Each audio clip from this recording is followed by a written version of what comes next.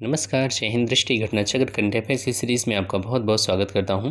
दोस्तों, ये हमारा लास्ट वीडियो, जो भी चीज़ें बच गई हैं हम उनको कंप्लीट करेंगे इस वीडियो में। ठीक है, चलिए शुरू करते हैं। फिल्म पुरस्कार के बारे में 93rd ऑस्कर पुरस्कार। यहाँ पर सर्वश्रेष्ठ फिल्म कौन सी रही जिसको ऑस्कर मिला, तो वो है नोमैडलैंड। नोमैडलैंड के डायरेक्टर यहाँ पर देखें तो क्लो झाओ को सर्वश्रेष्ठ निर्देशक का अवार्ड मिला है। ठीक है, नोमैडलैंड मूवी को सर्वश्रेष्ठ फिल्म और इसके डायरेक्टर क्लो झाओ को सर्वश्रेष्ठ निर्देशक का अवार्ड मिला। सर्वश्रेष्ठ अभिनेता कौन है? Anthony Hopkins. ठीक है, एंथनी हॉपकिंस, लेकिन इनकी फिल्म का क्या नाम है? The father. ठीक है, ध्यान रखना। और यहाँ पर सर्वश्रेष्ठ अभिनेत्री कौन है? तो फ्रांसिस मैकडोरमंड। ठीक है, फ्रांसिस मैकडोरमंड। और इनको जो नोमैडलैंड मूवी है सर्वश्रेष्ठ फिल्म का जिसको अवार्ड मिला है, उसी की अभिनेत्री यहाँ पर फ्रांसिस मैकडोरमंड। लेकिन जब अभिनेता की बात आएगी तो यहाँ पर द फादर के ये यहाँ पर एक्टर रहे हैं एंथनी हॉपकिंस। ठीक है, तो ध्यान रखना इतना। और यहाँ पर सहायक अभिनेता नहीं पूछा जाता, बिल्कुल छोड़ दीजिए। सर्वश्रेष्ठ अंतर्राष्ट्रीय फीचर फिल्म, तो यहाँ पर अनदर राउंड। ठीक है, सर्वश्रेष्ठ अंतर्राष्ट्रीय फीचर फिल्म अनदर राउंड है और यहाँ पर डेनमार्क की ये फिल्म है।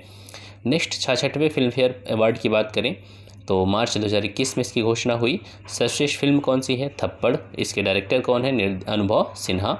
सर्वश्रेष्ठ फिल्म क्रिटिक्स की बात करें तो ईव आले ऊ। ठीक है, इसके निर्देशक प्रतीक वत्स हैं। देखिए, ईब आले ऊ ये फिल्म का नाम है। ठीक है, पहले मुझे भी डाउट हुआ कि कहीं ये टाइपिंग एरर तो नहीं है, लेकिन मैंने सर्च किया तो ईब आले ऊ हिंदी लैंग्वेज में एक मूवी भी है। ठीक है, ध्यान रखना। 7.3 रेटिंग इसकी IMDb पर है। ठीक है, चलिए आगे चलें। सर्वश्रेष्ठ अभिनेता इरफान खान, अंग्रेज़ी मीडियम के लिए। और सर्वश्रेष्ठ अभिनेत्री तापसी पन्नू, थप्पड़ के लिए। सर्वश्रेष्ठ अभिनेता क्रिटिक्स में तो गुलाबो सिताबो के लिए अमिताभ बच्चन को मिला। और सर्वश्रेष्ठ अभिनेत्री क्रिटिक्स के लिए तिलोत्तमा सोम को। ठीक है, तिलोत्तमा सोम। सर्वश्रेष्ठ सहायक अभिनेता तो Saif Ali Khan, film Tanaji the unsung warrior, Ajay Devgan की मूवी। सर्वश्रेष्ठ सहायक अभिनेता सैफ अली खान। और सर्वश्रेष्ठ सहायक अभिनेत्री तो फारूक जफर, फिल्म गुलाबो सिताबो में। लाइफ टाइम अचीवमेंट अवार्ड किसको मिला? तो ये मिला इरफान खान को। ध्यान रखना इतना। ठीक है, नेक्स्ट है 63वां वार्षिक ग्रैमी अवार्ड्स।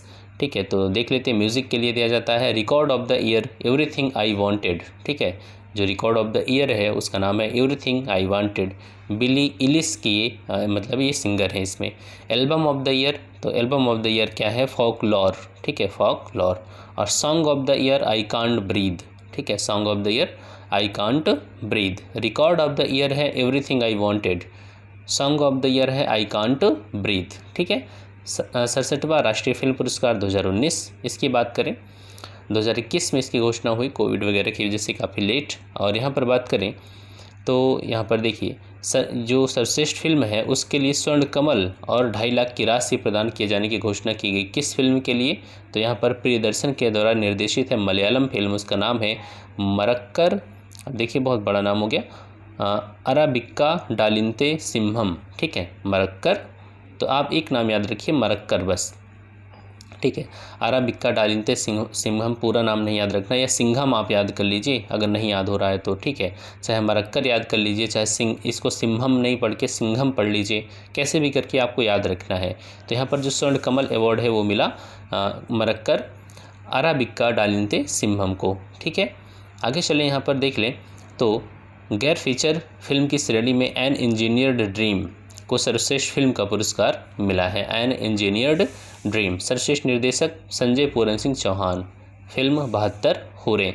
सर्वश्रेष्ठ अभिनेता का अवार्ड जो मिला है, इसकी जो राष्ट्रीय फिल्म पुरस्कार है उसमें सर्वश्रेष्ठ अभिनेता कौन? मनोज बाजपेयी, फिल्म भोसले। ठीक है, फिल्म भोसले। और धनुष को भी मिला है फिल्म असुरन के लिए। तो मनोज बाजपेयी और धनुष, ध्यान रखना है दोनों नाम। सर्वश्रेष्ठ अभिनेत्री कंगना रनौत को मणिकर्णिका के लिए।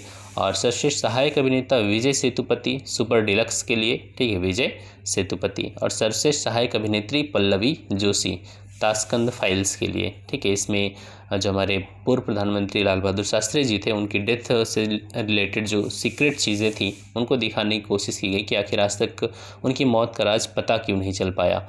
ठीक है, सर्वश्रेष्ठ हिंदी फिल्म की बात करें तो वो कौन सी है? छिछोरे। ठीक है, सर्वश्रेष्ठ हिंदी फिल्म छिछोरे। सामाजिक मुद्दों पर सर्वश्रेष्ठ फिल्म कौन सी है? आनंदी गोपाल। पर्यावरण संरक्षण पर वाटर बेरियल। और यहाँ पर बात करें सर्वश्रेष्ठ पॉपुलर मतलब कि संपूर्ण मनोरंजन प्रदान करने वाली फिल्म कौन सी है? महर्षि है, तेलुगु में। क्लियर। नेक्स्ट है आईफा के बारे में, 20वां अंतर्राष्ट्रीय भारतीय फिल्म पुरस्कार, इसमें सर्वश्रेष्ठ फिल्म कौन सी, तो राजी, ठीक है, मेघना गुलजार डायरेक्टर, तो सर्वश्रेष्ठ फिल्म राजी। सर्वश्रेष्ठ डायरेक्टर श्रीराम राघवन, सर्वश्रेष्ठ अभिनेता रणवीर सिंह और सर्वश्रेष्ठ अभिनेत्री आलिया भट्ट। ठीक है, बस इतना नाम याद रखना है। राजी और रणवीर सिंह का नाम याद रखिए अभिनेता में, और अभिनेत्री में आलिया भट्ट। राजी में आलिया भट्ट तो काम करती है ना। और सर्वश्रेष्ठ निर्देशक श्रीराम राघवन, बस इतना याद रखना है आपको। यहाँ पर आप देख सकते हैं आईफा बिग बी अवार्ड प्रदान किया गया कुछ लोगों को, 20 वर्ष पूरा हो गया था आईफा को।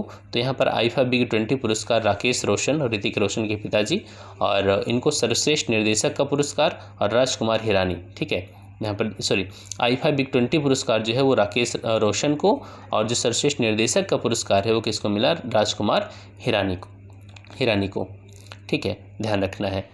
तो यहाँ पर आगे चलते हैं, इसमें कुछ और बातें जो इसी क्रम में सर्वश्रेष्ठ अभिनेता का जो आईफा बिग 20 पुरस्कार है वो रणबीर कपूर, और सर्वश्रेष्ठ अभिनेत्री का पुरस्कार किसको मिला, दीपिका पादुकोण को।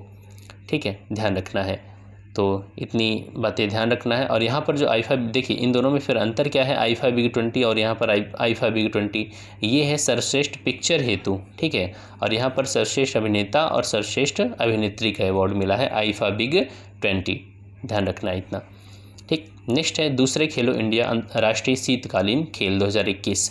तो दूसरा जो खेलो इंडिया राष्ट्रीय शीतकालीन खेल हुआ, इसका आयोजन कहाँ पर किया गया, जम्मू एंड कश्मीर में किया गया, गुलमर्ग में।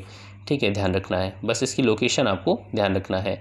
और इसमें जम्मू कश्मीर शीर्ष पर रहा, 11 गोल्ड 18 रजत और 5 कांस्य सहित 34 पदक जीत करके तालिका में शीर्ष स्थान पर विद्यमान रहा। ठीक है, ध्यान रखना है। और जो कर्नाटक है वो सेकंड नंबर पे रहा और महाराष्ट्र थर्ड नंबर पे रहा। तो जम्मू कश्मीर, कर्नाटक एंड महाराष्ट्र। 16वें ग्रीष्मकालीन पैरालंपिक के बारे में है।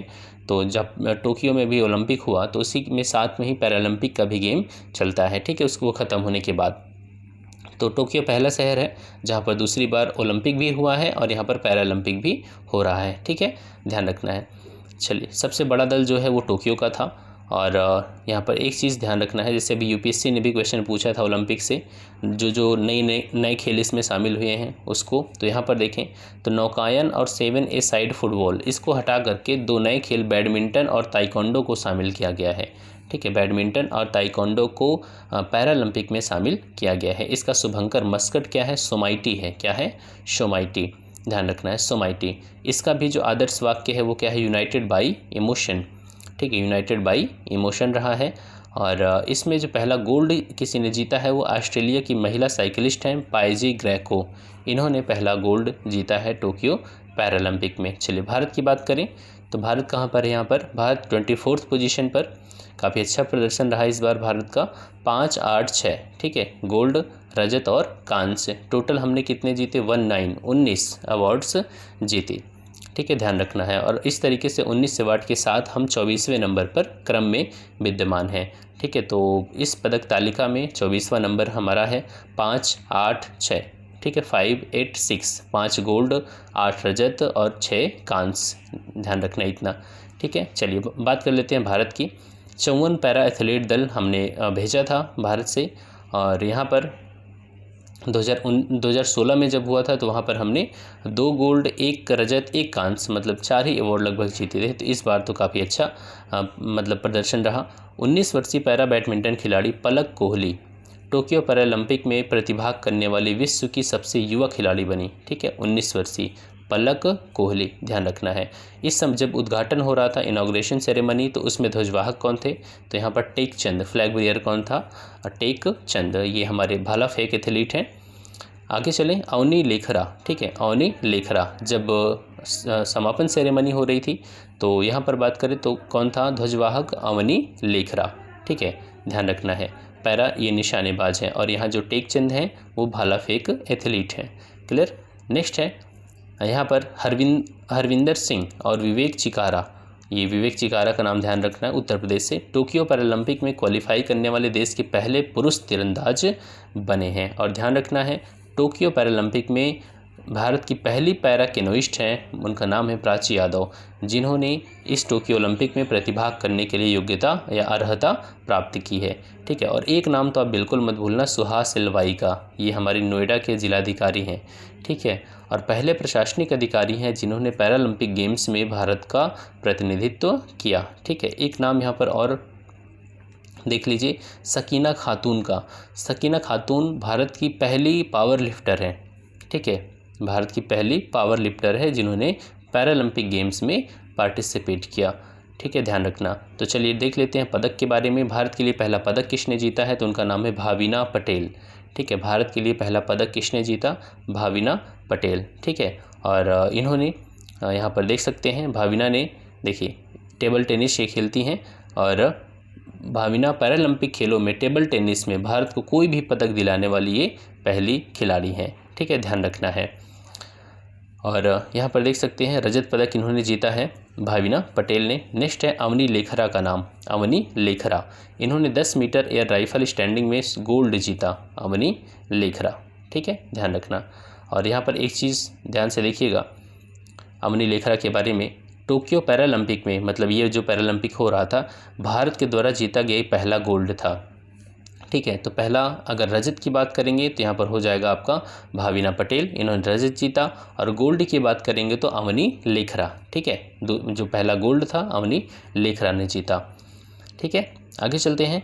और 2 पदक इन्होंने टोटल मिलाकर के जीते, 2 व्यक्तिगत पदक जीतने वाली पहली भारतीय हैं। नेक्स्ट की बात करेंगे यहाँ पर हमारे सुहास एलवाई की। इन्होंने पैरा बैडमिंटन, ये बैडमिंटन खेलते हैं, तो इन्होंने रजत पदक जीता है। ठीक है, ध्यान रखना है। सुहास एलवाई जो गौतम बुद्ध नगर नोएडा के जिलाधिकारी। तो यहाँ पर आपसे कुछ भी पूछा जा सकता है कि सुहास एलवाई किस जिले के डीएम है, या कौन सा वो खेल खेलते हैं, बैडमिंटन खेलते हैं, या कौन सा अवार्ड उन्होंने जीता है, मेडल जीता है। तो इन्होंने रजत पदक जीता है। ठीक है, फ्रांस के लुकास माजुर से ये हार गए थे, लेकिन फिर भी रजत पदक तो जीता ही। ठीक है, आगे चलते हैं। चलिए चर्चित खेल व्यक्ति की बात करें तो भारत के सबसे युवा शतरंज खिलाड़ी, भारत के 70वें ग्रैंड मास्टर का नाम क्या है, राजा ऋत्विक। भारत के 70वें ग्रैंड मास्टर का नाम क्या है, राजा ऋत्विक। भारत की ओर से सबसे तेज़ी से 100 विकेट लेने वाले तेज गेंदबाज का नाम क्या है, जसप्रीत बुमराह। सबसे तेज़ी से 100 विकेट लेने वाले तेज गेंदबाज का नाम क्या है, जसप्रीत बुमराह। टेस्ट क्रिकेट में ध्यान रखना है, टेस्ट क्रिकेट में। नेक्स्ट यहाँ पर T20 अंतर्राष्ट्रीय मैच की एक पारी में सबसे ज़्यादा 7 विकेट लेने का रिकॉर्ड किसने बनाया, तो नीदरलैंड की महिला क्रिकेटर हैं, उनका नाम है फ्रेडरिक ओवरडिक। क्या नाम है, फ्रेडरिक ओवरडिक। एक मैच में ही 7 विकेट ले लिए। ठीक है, ध्यान रखना है, एक ही पारी में, T20 में, वो भी T20 है। ठीक है, ध्यान रखना है। चलिए नेक्स्ट है, जो भी इम्पोर्टेंट है हम सिर्फ उस पर बात करेंगे। सोनू सूद। सोनू सूद रूस के कजान में होने वाले विशेष ओलंपिक विश्व शीतकालीन 2022 में के लिए भारतीय टीम के ब्रांड एम्बेसडर चुने गए, सोनू सूद। ठीक है, कोविड के समय में काफ़ी अच्छी इन्होंने काम किया। ठीक है, next Chris Gayle. T20 cricket में 14,000 रन पूरा करने वाले विश्व के एकमात्र बल्लेबाज। T20 क्रिकेट में 14,000 रन पूरा करने वाले विश्व के एकमात्र बल्लेबाज कौन बने, तो बने क्रिस गेल। ठीक है, ध्यान रखना है। इसके बाद विश्व के सबसे युवा ग्रैंड मास्टर बनने का गौरव हासिल किया किसने, तो यहाँ पर है अभिमन्यु मिश्रा। ध्यान रखना है, ये भारतीय मूल के अमेरिकी शतरंज खिलाड़ी हैं। तो विश्व के सबसे युवा ग्रैंड मास्टर कौन बना, अभिमन्यु मिश्रा। और अभी जो हमने देखा था यहाँ ऋत्विक मिश्रा के बारे में, देखिए ऋत्विक कहाँ गए, राजा ऋत्विक, ये भारत के 70वें ग्रैंड मास्टर हैं। ध्यान रखना, भारत के जो 70वें ग्रैंड मास्टर हैं वो राजा ऋत्विक हैं। और यहाँ पर जो हमने विश्व के सबसे युवा ग्रैंड मास्टर की बात किया, उनका नाम अभिमन्यु मिश्रा। ठीक है, ये भारतीय मूल के अमेरिकी शतरंज खिलाड़ी हैं। तो अब भूलिएगा मत, कंपेयर यहाँ पर कर दिया गया। नेक्स्ट की बात करें तो जो चर्चा में रहे हैं काफ़ी, देखिए यहाँ पर मिल्खा सिंह के बारे में, इनके बारे में ज़रूर देखते हैं। कोविड की वजह से अभी हाल ही में इनका देहांत हो गया। इनको फ्लाइंग सिख के नाम से जाना जाता था। ठीक है, एशियाई खेलों में 200 मीटर में और 400 मीटर में इन्होंने गोल्ड जीता था 1958 में। ठीक है। और ओलंपिक में कुछ मात्र सेकंड से 1960 में रोम ओलंपिक में कुछ सेकंड के अंतराल की वजह से ये कांस्य पदक से चूक गए थे और ये चौथे स्थान पर रहे हैं। इन्होंने अपनी एक आत्मकथा लिखी, the race of my life, ठीक है, the race of my life and autobiography. इनकी बेटी सोनिया सामलंका के साथ इन्होंने मिलकर के लिखा, 2013 में पब्लिश हुई थी। नेक्स्ट है, अपने पदार्पण डेब्यू मैच में ही टेस्ट मैच में सबसे बड़ी पारी खेलने वाली पहली भारतीय महिला का नाम क्या है? शेफाली वर्मा। शेफाली वर्मा ने अपने डेब्यू टेस्ट मैच में ही 96 रन बना दिए, ठीक है। चलिए और आगे चलते हैं। नेक्स्ट राष्ट्रीय स्थल की बात करेंगे। यहाँ पर सबसे अधिक ऊंचाई पर स्थापित मोबाइल डिजिटल मूवी थिएटर का उद्घाटन कहाँ पर किया गया? लेह में किया गया, ठीक है। डिजिटल मूवी थिएटर जो कि मोबाइल होगा, इधर उसको वो मूव करता रहेगा, ठीक है। आज यहाँ पर है, कल कहीं और पर है, तो लेह में इसका उद्घाटन किया गया है, ठीक है, ध्यान रखना है। और यहाँ पर एक चीज़ और, मौसम विज्ञान केंद्र, सबसे ऊंचाई पर स्थित मौसम विज्ञान केंद्र का उद्घाटन कहाँ पर किया गया? लेह में, तत्कालीन केंद्रीय मंत्री डॉक्टर हर्षवर्धन के द्वारा, ठीक है। माड़ा गांव की बात करें तो यहाँ पर सबसे ऊंचा हर्बल पार्क इस्टेब्लिश किया जा रहा है भारत चीन सीमा की बाउंड्री पर, माड़ा गाँव में, उत्तराखंड के चमोली ज़िले में। नेक्स्ट बात करें यहाँ पर तो जो सबसे इम्पोर्टेंट है, देखिए चेरापूंजी सोहरा, यहाँ पर केंद्रीय मंत्री अमित शाह के द्वारा इस शहर में हरित सोहरा वनीकरण अभियान का शुभारंभ किया गया। हरित सोहरा वनीकरण अभियान का शुभारंभ किया गया और एक नारा दिया गया, सदाबहार पूर्वोत्तर, ठीक है, तो ध्यान रखना, चेरापूंजी के पास। अहमदाबाद में नेचर पार्क का उद्घाटन किया गया। नेचर पार्क का उद्घाटन किया गया, नेचर पार्क अहमदाबाद, ठीक है। गुजरात साइंस सिटी में एक्वेटिक गैलरी, रोबोटिक गैलरी और नेचर पार्क, 3 चीज़ों का यहाँ पर भारत का सबसे बड़ा ये एक्वेरियम होगा यहाँ पर जो बन रहा है अहमदाबाद, इसका उद्घाटन किया गया। नेक्स्ट बात करें गुरुग्राम, देश का पहला अनाज एटीएम कहाँ पर लगाया गया? गुरुग्राम में लगाया गया, ठीक है। देश का पहला ग्रेन एटीएम, अनाज एटीएम कहाँ पर लगाया गया? गुरुग्राम में लगाया गया, ठीक है। और राष्ट्रीय सौर ऊर्जा संस्थान के जो परिसर है उसी में इसको लगाया गया। यहाँ पर एक उत्कृष्टता केंद्र भी है, देखिए विद्युत क्षेत्र में कौशल विकास के लिए गुरुग्राम में पहले उत्कृष्टता केंद्र का उद्घाटन किया गया। और ये जो सेंटर ऑफ एक्सीलेंस है, मतलब उत्कृष्टता केंद्र है, ये राष्ट्रीय सौर ऊर्जा संस्थान के भीतर लगाया गया है। तो गुरुग्राम से आपको 2 चीज़ें याद होनी चाहिए, देश का पहला अनाज एटीएम और यहीं पर राष्ट्रीय सौर ऊर्जा संस्थान में एक उत्कृष्टता केंद्र, हरियाणा में पहले उत्कृष्टता केंद्र का उद्घाटन किया गया। नेक्स्ट गुलमर्ग के बारे में, तो गुलमर्ग में यहाँ पर देखें तो महावीर चक्र विजेता कैप्टन गुरजिंदर सिंह सूरी को समर्पित एक युद्ध स्मारक का उद्घाटन किया गया।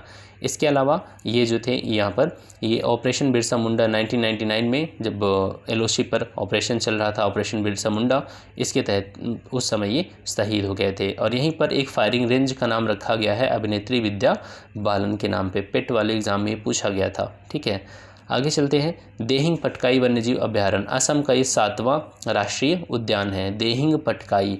इसके अलावा असम का 6ठा जो राष्ट्रीय उद्यान है वो है रायमोना फॉरेस्ट, ठीक है। रायमोना फॉरेस्ट रिजर्व को नेशनल पार्क के रूप में कन्वर्ट कर दिया गया। तो यहाँ पर 2 अभी हाल में जो नेशनल पार्क बने हैं असम के, उनका नाम ध्यान रखना है। एक तो हो गया रायमोना और यहाँ पर दूसरा कौन सा है, यहाँ पर देखिए देहिंग पटकाई। देहिंग पटकाई 7वां हो गया और रायमोना 6 हो गया, ठीक है।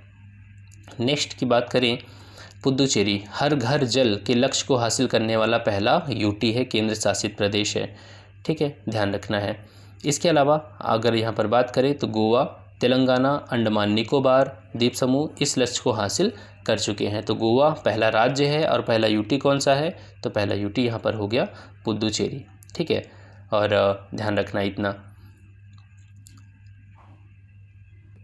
बल्कि यहाँ पर एक चीज़ और आप ध्यान रखें, पहला नहीं बल्कि अगर आपसे ये पूछा जाता है किस क्रम का है गोवा, तो आप इसे यहाँ पर पुदुचेरी, तो आप क्या बताएंगे? यहाँ पर चौथा है, ठीक है, पुदुचेरी चौथा, क्योंकि इससे पहले गोवा, तेलंगाना और अंडमान निकोबार इस लक्ष्य को हासिल कर चुके हैं। सरकार की जो स्कीम है कि पाइप के द्वारा हर ग्रामीण के घर तक पानी की आपूर्ति की जाए, ठीक है, तो ध्यान रखना इतना। तो पुदुचेरी भी हर घर जल के लक्ष्य को हासिल कर चुका है। इससे पहले गोवा, तेलंगाना, अंडमान निकोबार ये भी इस लक्ष्य को हासिल कर चुके हैं। नेक्स्ट की बात करें तो यहाँ पर ग्राम उजाला योजना के बारे में हमने पहले ही बात किया था, वाराणसी से भी इसकी शुरुआत हुई है, बाकी देश के अन्य हिस्सों के अलावा, ठीक है। और यहीं पर अंतर्राष्ट्रीय सहयोग और सम्मेलन केंद्र रुद्राक्ष का भी उद्घाटन किया गया। एक मतलब सम्मेलन केंद्र है वहाँ पर, अंतर्राष्ट्रीय सहयोग और सम्मेलन के लिए काफ़ी बड़ा सा घर टाइप समझ लीजिए बना हुआ है, ठीक है। नेक्स्ट यहाँ पर बात करें, tree city of the world का अवार्ड किसको मिला है? हैदराबाद शहर को मान्यता मिली है tree city of the world 2020। किस लिए? जो शहर में वन है उनके रखरखाव और विकास के लिए प्रतिबद्धता हेतु tree city of the world 2020 Hyderabad शहर को, ठीक है। कौन प्रदान करता है? तो फूड एंड एग्रीकल्चरल ऑर्गेनाइजेशन और ऑर्बर डे फाउंडेशन, ठीक है, इन्होंने मिल करके tree city of the world का अवार्ड हैदराबाद को दिया। नेक्स्ट है, भीमबेटका में एक जीवाश्म मिला, फॉसिल्स मिला डिकिन्सोनिया जानवर का। क्या नाम है उसका? डिकिन्सोनिया। तो भीमबेटका है कहाँ पर? मध्य प्रदेश में, ठीक है। मध्य प्रदेश में जो गुफा है वहीं पर एक जीवाश्म मिला जो किस जीव का है? डिकिन्सोनिया का है। 550 मिलियन वर्ष पुराना है। कितना? 550 मिलियन वर्ष पुराना है। नेक्स्ट की बात करें तो यहाँ पर देखिए, मांडू में डायनो एडवेंचर पार्क और फॉसिल म्यूजियम का उद्घाटन किया गया, ठीक है। डायनासोर भारत का पहला आधुनिक डायनासोर फॉसिल्स पार्क है मांडू, ध्यान रखना इतना, ठीक है। नेक्स्ट की बात कर लेते हैं यहाँ पर, तो सबसे इम्पोर्टेंट यहाँ पर, भारत की पहली लिथियम रिफाइनरी किस राज्य में इस्टेब्लिश की जा रही है? गुजरात में। भारत की पहली लिथियम रिफाइनरी कहाँ पर इस्टेब्लिश की जा रही है? गुजरात में, ठीक है। एरो इंडिया 2013 का 2021 का 13वां संस्करण कहाँ पर आयोजित किया गया? यहाँ पर देखिए तो ये बेंगलुरु में इसका आयोजन किया गया, ठीक है। नेक्स्ट बात कर लेते हैं कोलकाता के बारे में। भारत का पहला टायर पार्क कहाँ पर? यहाँ कोलकाता में शुरू किया जाएगा टायर पार्क। अभी और पार्क आएंगे जिससे फायर पार्क आएगा, ठीक है। फायर पार्क कहाँ पर? उड़ीसा में। टायर पार्क कहाँ पर है? कोलकाता में, ठीक है, ध्यान रखना। नेक्स्ट बात कर ले यहाँ पर, भुवनेश्वर कोविड-19 के खिलाफ 100% टीकाकरण करने वाला पहला भारतीय शहर कौन है? भुवनेश्वर है। 100% टीकाकरण यहाँ पर हो चुका। पहला फायर पार्क कहाँ पर बनाया गया? भुवनेश्वर में, ठीक है, उड़ीसा में।